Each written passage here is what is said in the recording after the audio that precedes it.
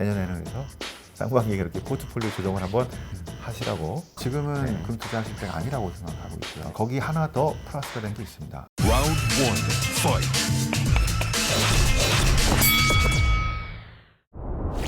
안녕하세요. 박종원의 경제한방입니다.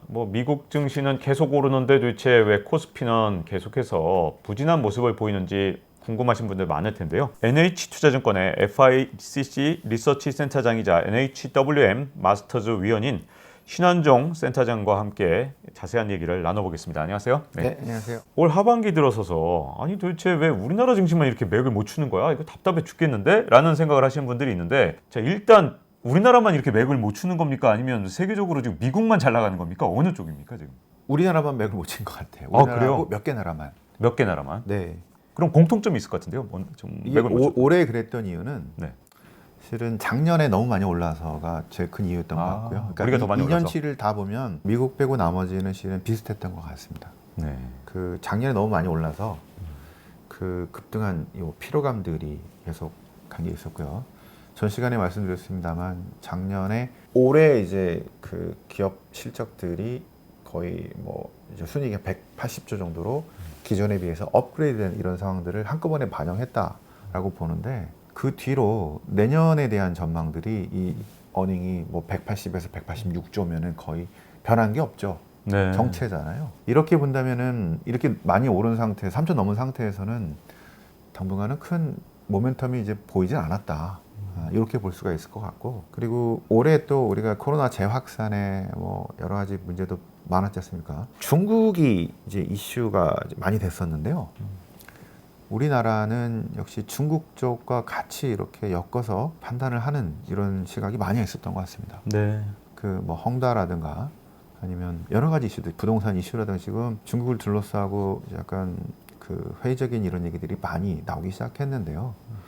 채권 시장에서는 이미 오래전부터 있었고, 화롱 또 이런 채권 시장, 헝다도 실은 채권 시장의 문제이기도 했는데, 주식 채권 할 것 없이 중국 자본시장을 둘러싼 이런 이슈들 때문에 우리가 이제 영향을 같이 받았던 이런 측면도 있을 것 같고요. 그리고 어떻게 생각해 보면 우리나라에서 지금 이 코로나 이후에 바뀌어가는 이런 산업을 리드하는 글로벌 경쟁력 있는 산업 기업이 몇 개나 되나 있어도 또 있을까요? 이게 잘 눈에 띄지 않았다. 요즘에 엔터테인먼트가 좀 이제 그래도 우리 산업에 좀 근간이 되지 않겠냐 기대하시는 분들도 있더라고요. 기대가 많이 됩니다. 앞으로 네. 2020년, 30년. 네. 이제 20년대하고 30년대는 기대가 되는데 아직은 좀 작아서 요거를 잘 키워야죠. 네. 요즘에 직업들을 많이 뽑으면 많이 가고 싶어하는 쪽이 실은 그쪽이기도 합니다. 근데 아직 우리나라의 산업의 기둥 역할을 할 만큼 크진 않다. 이렇게 보시는 거군요. 네, 그러니까. 이제 잠재력은 큰데 네. 저는 개인적으로 엄청나게 큰 거라고 보고 있고요. 우리가 잘하는 얘기 재밌게 하고 출생의 비밀 이런 거 넣어가지고 재밌게. 출생의 비밀. 우리나라 좀 방송에서. 네. 그런 측면들이 이제 올해 작년과 봤을 때는 좀 그래도 괜찮았지만 올해 우리가 주춤했던 이런 요인들이 아니었을까 싶습니다. 그리고 이제 최근에 물류 대란까지 나오니까 이것도 증시에 영향을 미칠까 우려하시는 분들도 있는데요. 이런 어떤 최근의 변화들은 어떻게 보시나요? 물류 대란은 우리만 있는 게 아니고 지금 전 세계적으로 있는데, 이 문제는 좀 더 아주 좀 큰 차원에서 얘기가 나오고 있는 것 같습니다. 뭐냐면 한 1980년대, 90년대 이후에서는 그런 허브나 이제 공장을 지을 때 가장 최적화된 효율적인 공간으로 갔어요. 그 전에 한 30년, 40년 이전은 냉전 시대였고 가면 안 되는 지역들이 상당히 많았죠. 그렇기 때문에 최적화된 공간에, 효율적인 공간에 못 갔는데, 지난 30년 동안은 그런 데만 골라서 갔다는 얘기입니다. 특히 중국이나 이렇겠죠. 가까우면 되니까, 싸게 만들면 되니까 월마트 효과도 있었고 그랬는데, 이게 코로나 이후를 보니까 코로나로 딱 막혀버려서 이 물류가 돌지를 않았고, 그리고 어떨 때는 저쪽 나라와 사이가 나빠지니까 전략적으로 그 자원을 이용하기도 하고, 네. 자, 이런 것들 때문에 병목이 지금 계속 생기고, 바뀌어가는 시대에 따라서 이제 환경 이런 것들이 워낙 중요하다 보니까 정부의 시책이 달라지니까 갑자기 전부 다 이제 석탄 이런 걸 잘 사용하지 않고 하면서 갑자기 석탄이 부족해지는 석탄 대란이 나기도 하고, 그래서 이 물류가 그 효율이 아니라 일정 정도는 안보의 관점에서 접근하는 식으로 완전히 바뀐 것 같아요. 안보의 관점에서 핵심적인 물류는 이제 저쪽에 멀리 있는 또는 가상에 잠재적으로 적국이 될 만한 이런 나라에 두면 안 되겠고요. 그쪽의 의존도를 줄여야겠고요. 돈이 좀 들더라도 가까운 데 또는 우리나라 이렇게 둬야 된다는 얘기입니다. 그래서 글로벌 밸류 체인의 변화가 여러 산업에서 주요 산업이 나올 건데요. 첨단 산업뿐만 아니라 이제 그 첨단은 아니었지만 보니까 이게 중요한 산업들에서의 중간중간에 끊기는 것들 때문에 그 비용들이 그냥 싸다고 하는 게 아니라 고려될 부분과 이 부담이 너무 커지니까 글로벌 밸류체인의 변화가 지금 2020년대에 시작이 됐다라고 보고 있겠고요. 각국의 인프라 투자와 맞물려서 미국과 유럽과 또 뭐 다른 나라들도 막 할 건데요. 맞물려서 이런 물류 허브 또 이제 그 원재료를 갖고 오는 공급처에 대한 다변화 아니면은 새로운 곳의 발굴 뭐 이런 것들이 엄청나게 이루어지면서 크게 구도로는 이제 미국과 동맹 또는 미국을 제외한 중국과 나머지들 이런 식으로 이런 커다란 구도의 밸류체인의 구도로 점점 이렇게 나눠지는 상황이 만들어지는 초입이 아닐까. 자, 이런 것들이 지금 삐걱삐걱 나오고 있어서 네. 해결책은 그래서 이제 중장기 이제 2020년대 투자대로 되겠는데 이런 지정학적인 구도가 이 물류나 공급 대란에 들어가 있기 때문에 반드시 고려를 이제 지정학적으로 해야 되는 이런 상황으로 되고 있고요. 그래서 2022년의 화두가 하나는 인플레이션의 시대가 있겠고요. 네. 두 번째는 지정학의 시대가 다시 시작됐다. 이런 게 있고요. 네. 또 하나는 아직도 그 코로나 이후에 이 소득의 격차가 너무 커져가지고 이 불평등이 너무 커져가지고 네. 각국 내부 정치가 아주 치열하게 전개되면서 2022년부터는 파퓰리즘의 시대. 누가 더 파퓰리스트적인가. 야. 국내 정치, 국제 정치, 그다음에 전 세계 인플레이션. 네. 자, 이런 것들이 세계가 가장 큰 화두가 되지 않을까 싶습니다. 자, 그러면 이제 이렇게 세계적으로 엄청난 변화가 1, 2년 사이에 온 적이 우리 최근에 몇십 년 동안 없었던 것 같은데요. 근데 마침 이게 테이퍼링도 시작하고 미국도 점점 이제 긴축 기조로 간다고 이제 봐야 되는데 그럴 때 우리가 글로벌 금융위기 직후에 우리가 봤던 게 뭐냐면 남유럽 위기를 목격했단 말이죠. 네. 이번에도 그러면 막 이제 테이퍼링 하고 언젠가 이제 금리를 인상하고 하는 22년, 23년 사이에 또 약한 골이 막 터지면서 그때 남유럽 위기 때 바쁘셨죠. 네. 그냥 여기저기 방송도 출연하고 네. 또 그렇게 약한 고리 같은 게 막 드러나면서 또 세계적으로 문제가 되고 그런 현상이 22, 23년에 또 일어나지 않을까 약간 우려가 되는데 어떻게 보시는지 궁금한데요. 피그라고 했던 네. 그때는 제가 피그 실사를 막 다녀서요. 네. 그리스에 가서 이제 부총리부터 보고 뭐 안 좋은 나라일수록 높은 분들 만날 수 있습니다. 막 실사를 하고 다니면서 현지를 막 보고 다녔고요. 그런데 이번에는 그때랑은 조금은 다른 양상일 것 같아요. 네. 그 유럽은 경제 회복 기금으로 해서 위기 때 좀 더 단단해지거든요. 네. 그러니까 2010년대, 12년에 그때 그리스 디폴트라든가 그 피그스에 이제 저희는 그거를 유로피언 소버린 크라이시스라는 표현들을 네. 쓰는데 왜냐하면 이제 선진국은 채무 불이행 안 할 줄 알았거든요. 그런데 소득이 2만 달러 넘어가는 나라도 통화가 하나로 묶여지니까 디폴트 낼 거냐 아니면은 긴축해서 갚을 거냐 해서 긴축을 꺼려하기 때문에 이 디폴트가 나는 이런 게 막 튀어나왔던 상황이 2012년의 상황이었고요. 그래서 이 문제를 해결하기 위해서는 유럽이 점점 더 통합되는 수밖에 없어서 지금 이 통합의 단계가 점점 더 많이 가고 있고 그때 유럽 공동 채권 절대 안 된다 막 이러고 싸우고 있다가 지금 하도 한 10년 지나고 보니까 그냥 비슷하게 해가자 이런 공동 경제 회복 기금을 실은 그런 차원의 네. 기금이기 때문에 2012년 13년 때보다는 그 강도는 좀 덜할 것 같은데 각국에서 불평등의 문제가 여전히 있기 때문에 국가별 불평등도 있고 국내에서의 불평등의 문제가 이제 튀어나오면서 유럽뿐만 아니라 전 세계 국가들이 지금은 국내 불평등이 네. 되게 부각되면서 이게 중요한 정치적인 이슈가 이제 나올 것 같다는 건데요. 내부의 이런 불만들을 어떤 식으로 이제 다룰 거냐인데 아마도 좀 진보적인 쪽이 나와서 기본소득이라든가 이런 것들을 마구 제시하면서 부채가 점점 더 높아지는 돈을 더 많이 써야 되는 이런 상황으로 각국이 다 몰려가지 않을까가 우려스럽죠. 그렇게 되면 이제 금리가 많이 급등하게 되거든요. 네, 그 좀 여러 가지로 걱정되는 게 많은데요. 그러면 이 국내로 돌아왔어요.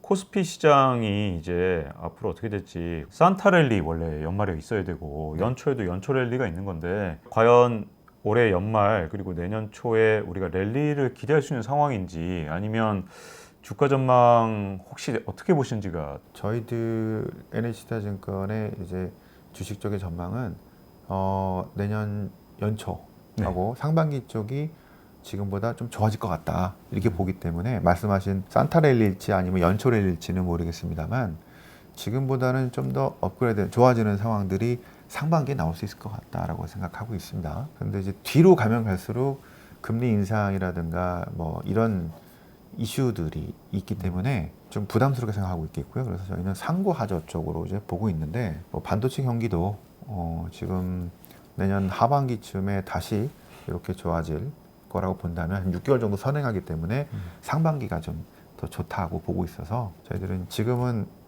너무 많이 이제 떨어지거나 이제 기대보다 이게 아닌데 싶을 정도에서는 그냥 팔지 말고 기다리다 얘기하고요. 어느 정도 갔다고 생각하고 그 다음에 이제 내년 상반기에 가서 이게 더 업그레이드 되기 위해서는 기업 실적이 좋아져야 되는데 그게 아니다 싶을 때는 어느 정도 선에서 조금 비중을 줄이시는 것도 그래서 일부는 3%, 4%, 5%짜리 예금보다 조금 더 나오는 그런 투자도 중요한 투자이기 때문에 돈을 지킬 수 있고 너무 주식만 하지 마시고 이제는 채권도 같이 하시는 자산 배분을 요게 기본이거든요. 네. 자산 배분이 기본인데 작년하고 올해가 특히 예외적인 상황이어서 우리가 금리도 너무 낮고 금리가 상승하는 중이니까 채권 얘기를 안 하고 주식만 바라봤던 거잖아요. 내년에는 그래서 상반기에 그렇게 포트폴리오 조정을 한번 하시라고 이렇게 권유를 한 말씀을 드릴 수 있을 것 같아요. 그럼 이제 올 연초에 이제 주식을 사서 그동안 이제 대형주들이 다 하락을 했으니까 지금 굉장히 답답하실 텐데 그런 분들은 이제 내년 상반기에 주식 비중을 줄일 수 있는 기회로 상반기에 반등을 하면 그렇게 앞으로 포트폴리오를 짜면 된다고 보면 되나요? 그 일반적인 그냥 개인 투자가들은 그러니까 종목마다 다르겠지만 전반적인 지수는 상반기가 좀 더 좋을 것 같고 테이퍼링 기간이죠. 그런데 진짜 금리 인상이라는 시점 이게 유동성 축소라는 거잖아요. 전 세계적으로 이런 시점이 다가오는 내년 말일지 그 다음일지 모르겠습니다만 저희는 2023년 정도로 보고 있는데 그런 게 이제 이슈가 되는 내년 하반기쯤에는 부담스럽다는 겁니다. 네. 특히 우리 같은 신흥국으로서는 부담스럽고 좋은 어떤 상황들은 내년 상반기쯤이 좋지 않을까. 네. 그리고 그때 좀 수익이 좀 덜 나더라도 네. 그런 채권 자금으로 또는 다른 중위험 중수익 뭐 글로벌 리츠 같은 것도 괜찮을 수 있고요. 이제 너무 기대 수익률이 크면 리스크도 같이 큰 건데 기대 수익률이 좀 낮으면서도 리스크를 낮출 수 있는 방법들을 찾아보시면 꽤 있을 겁니다. 이제 저축은행의 그 예금도 많이 좀 올라는 있거든요. 상업은행은 아직 그렇죠. 낮지만 네. 그런 것들 또는 특판 이런 것들 잘 찾으면은 괜찮은 금리들이 나올 수 있기 때문에 네. 이렇게 분산해서 하는 투자를 내년에는 권유드립니다. 자, 그러면 이제 어쨌든 내년에 이제 현금화한 걸 채권, 은행 예금도 다 권해주셨는데 또 혹시 FICC 센터에서 권하는 것 중에 요즘에 이제 투자를 원자재도 하시고 뭐 비트코인이나 그밖에 다양한 암호화폐 투자하시는 분도 있고 뭐 NFC부터 시작해서 이제 리츠 채권, 은행 예금 외에 이제 아주 기타 다양한 자산들이 굉장히 많단 말입니다. 이 중에서 뭐 혹시 이제 일반인들이 아직 생각 못했거나 혹은 또는 뭐 굉장히 앞으로 수익률이 높을 거라고 또 생각하는 자산이 있으신지 궁금합니다. 두 가지 말씀드릴 건데요. 원자재 쪽에서는 저희는 금 투자는 안 된다고 생각하고 있고요. 금은 안 된다. 지금은 네. 금 투자하실 때가 아니라고 생각하고 있고요. 네. 그 차라리 원자재 중에서는 금을 하지 마시고 좀 길게 한 2, 3년, 3, 4년 정도를 구리를 투자하는 게 낫겠다는 생각입니다. 구리는 보통 경기 회복과 같이 오르잖아요. 그럼 경기 회복을 보시는 거군요. 닥터커퍼죠. 네, 근데 닥터커퍼. 네. 거기 하나 더 플러스가 된 게 있습니다. 왜냐하면 네. 친환경 제품으로 구리가 많이 사용될 겁니다. 네. 그래서 그동안은 경기 회복 때문에 중국의 수요가 제일 중요했거든요. 그런데 앞으로 이제 친환경 제품에 들어가는 구리 수요가 많이 늘어나면서 미국이나 유럽이나 여러 군데에서 이 수요가 선진국향 이런 수요가 좀 길게 만들어질 거기 때문에 2, 3, 4년을 보고 구리를 투자하는 게 훨씬 낫겠다. 경기 회복과 함께 친환경 수요 이렇게 보시면 될 것 같고요. 금은 지난 한 10년 동안 보시면 테이퍼링하고 금리 인상에 취약합니다. 그렇죠. 근데 많은 분들이 저희 이제 인플레 책 낼 때도 그렇고 네. 금에 너무 인플레하니까. 네, 인플레는 금이다 이렇게. 근데 그거는 네. 하이퍼 인플레일 때 금이고요. 네. 그러니까 막 한 10%, 20%, 30% 가는 그래서 정부가 통제 못하는 그런 상황일 때는 금이고요. 네. 시스템이 망가져야 그죠? 되겠군요. 돈 빌려야 되고 막 이런 건데 네. 그 정도까지로 보지 않기 때문에 그리고 너무 지금 인플레 상태라고 해서 자산을 다 인플레로 해놓으시면은 네. 갑자기 이게 꺾여서 디플레 가거나 이제 확 이런 상황이 나올 수 있겠죠. 그렇죠. 그러면은 아주 곤란해지는 상황이 발생합니다. 이게 1920년대의 투자 전략이 14, 17년에서 21년까지가 인플레였잖아요. 엄청난 인플레를 봤죠. 맞습니다. 그래서 100년 전에 1920년, 21년에 투자 전략가들의 전략이 전부 다 레버리지로 해가지고 엄청난 인플레 전략이었거든요. 그래서 누구나 다 돈 빌려가지고 기업하고 그러다 보니 대공황 때 디플레를 만들어가지고 네. 완전히 작살나버렸죠. 그렇죠. 네. 근데 이게 지금 앞으로 이제 10년은 쭉 가다가 또 다른 전염병, 또 다른 뭐 기후 변화 이런 식의 이벤트가 발생할 가능성이 상당히 많기 때문에 이게 확 바뀔 수 있어서 좀 유연해지실 필요가 있고 자산 배분이 이제 무지하게 이제 중요한 이런 상황이라고 볼 수 있겠고요. 그래서 인플레가 하이퍼 인플레가 아니라면 지금은 금은 아니고 금은 이제 금리 상승이 상당히 취약한 자산이기 때문에 그래서 2010년대에도 테이퍼링하고 이럴 때 쭉 내려갔다가 나중에 경기가 침체될 만한 한 2017, 18 이럴 때 오르기 시작합니다. 그때 하시기 날 것 같고 또 다른 거는 이제 채권 중에 고금리 채권이 있습니다. 네. 잘 찾아보시면 이제 저희들이 이제 멕시코의 그 페맥스 같은 이제 멕시코 석유공사 이런 채권인데요. 거기는 밑에서 금리가 올라가더라도 금리가 지금 3년 만기인데 한 9% 돼요. 9.5 되나? 이쯤 됩니다. 그래서 그런 것들이 이제 국내에서 많이 팔리고 있는 것들이거든요. 멕시코 페소화긴 한데 FX까지 고민해서 그 증권사나 이런 데서 리포트를 반드시 읽어보시고 이해하시고 투자를 하셔야 됩니다. 네. 자, 그런 채권 중에서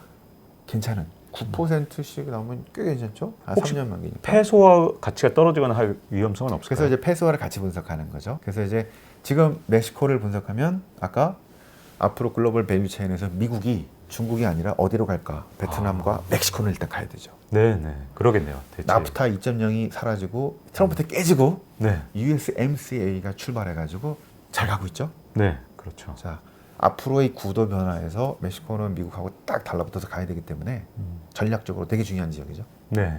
등등 때문에 페소화가 조금씩 한 1, 2%씩 약화될 수 있다고 생각하시면 될 것 같고 그럼에도 불구하고 9%는 빼도 한 6, 7 나오잖아요. 네. 네. 자, 그런 식으로 한 이제 경험을 해보시면 굳이 주식 아니어도 나머지에서도 꽤 괜찮은 수익률이 나올 수 있는 것들이 이제부터는 내년부터는 만들어질 수 있다. 이렇게 보시면 좋을 것 같습니다. 자, 이렇게 우리 국내 주식 투자뿐만 아니라 수많은 대안 투자에 대해서도 많은 얘기를 들어봤는데요. 자, NH투자증권의 FICC 리서치 센터장이자 또 NHWM 마스터즈 위원이신 신한종 센터장님과 함께 정말 값진 얘기 들은 것 같습니다. 오늘 이렇게 나와주셔서 감사드립니다. 네, 고맙습니다.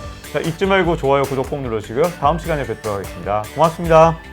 Round one, fight.